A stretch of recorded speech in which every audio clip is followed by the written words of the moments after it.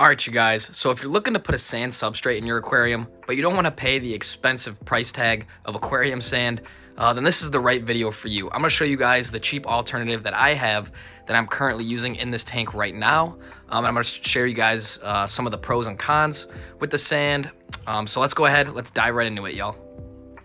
So a little over a month ago, I made the decision that I wanted to change my substrate from the black pebbles that I had to this sandy substrate. Now you can see some of the old remains of the substrate that I previously had of the black gravel that I still need to get out of the corner of the tank. Don't worry, I will. But yeah, I wanted to go with the sand bed for multiple reasons that I'll get into later on in the video. But basically, when I started doing research of what sand I wanted to do, you know, the problem with sand is it can range from, you know, $1 a pound or more. Like, you know, it could be like $6 for 5 pounds, you know what I mean? So it can add up a lot, especially if you have a 75-gallon tank like this. You're typically going to want about 60 to 75 pounds, so about a pound per gallon, which, you know, that can add up, you know, $60, $75 just for sand. You know, I wasn't too thrilled about that, so I started doing some research into some other alternatives. Now, upon doing my research, something that really caught my eye, there was, you know, some different types I was looking at, like play sand that, you know, you'd put in like a sandbox, or there's also this pool filter sand, and that is what I went with. This pool filter sand, it's kind of like this rich white with some, you know, brown granulates in there. I don't know if that's a real word, granulates. You guys can look it up. I don't know.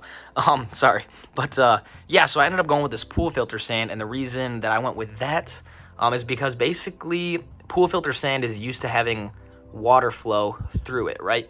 And you know, that's why you wouldn't really typically want to go with like sandbox sand.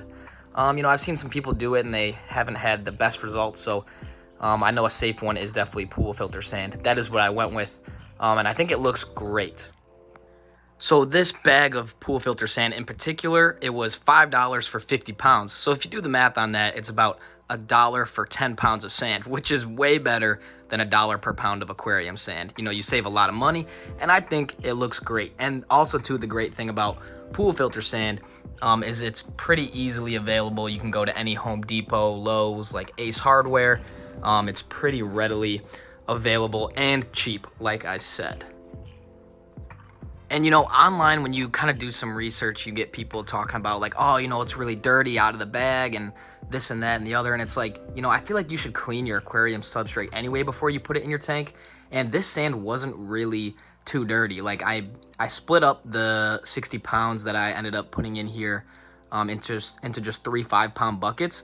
And I maybe did like 7 or 8 rinse cycles and just kept dumping out the dirty water until it was clear. And, you know, it took maybe 15 minutes to clean all the sand, and it was that easy. So, you know, that really wasn't a big deal for me. And, you know, the sand bed, it's, in my opinion, I think it looks better than gravel. And also it's actually better for your fish because, you know, gravel traps a lot of detritus, but the nice thing about sand is the detritus sits on top of the sand. So, basically if you have good flow, and, you know, a constant flow over the top of the sand, the detritus won't settle, and basically, like, you'll have way less detritus in your tank, which is like fish poop and gunk and all that stuff.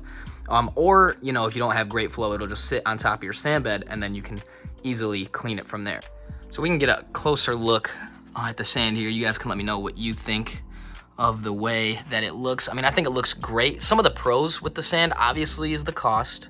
You know, the availability is pretty simple, pretty easy. You can go to any hardware store that'll typically have it. But some of the cons, I guess, is you don't have as wide of a range as far as like the size of the sand and the color as you would like aquarium sand. Like aquarium sand, you have like aragonite and like all different sizes, and you can have like salt and pepper colors. And you know, I guess that's definitely a cool factor of this aquarium sand, and different sizes. Like you could have sugar sand, you could have a more coarse, like a bigger sand, bigger like sand granulates. I'm gonna use that word again. But you know, with the pool filter sand, you're kind of limited to what the store has to offer. Luckily, like my bag that I bought was clear and see-through, and I saw that, you know, it was like this powdery white sand that, you know, the size of the sand wasn't, you know, too small, wasn't too big. It was just normal sand. So yeah, I guess, but there is some good variety of pool filter sand. Like I saw there was like black, there was like a white, kind of like what I got, and then there was like a brown. So there was definitely some, you know, some variety that you could choose from, but obviously there's not going to be as much variety as there would be for, you know, aquarium sand. But let me know if you guys have any questions in the comment section down below about the sand. I mean, you know, like I said, it was pretty straightforward. Just washed it and put it in the tank with all the fish in it and everything. Just cleaned it real good. Took the old substrate out and put this substrate in. And I think it looks great. But yeah, I'll keep you guys updated for sure.